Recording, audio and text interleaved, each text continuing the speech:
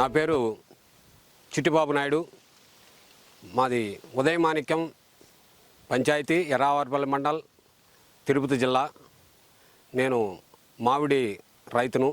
చాలా వరకు మామిడి మీదనే ఆధారపడి వ్యవసాయం చేస్తున్నాము. మేము ముందు పద్ధతుల్లోనే మామూలుగా పశువుల ఎరువులు ఉపయోగించి వ్యవసాయం చేస్తూ వచ్చినాము.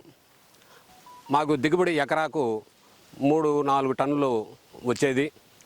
అంతవరకే తీసుకొని వ్యవసాయం చేస్తూ ఉన్నాము.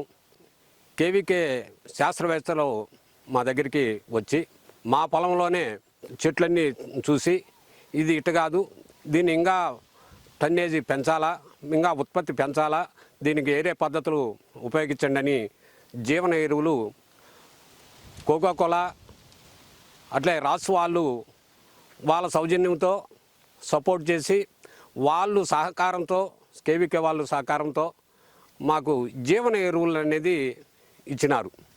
ఆ జీవన ఎరువులు ఉపయోగించినాము.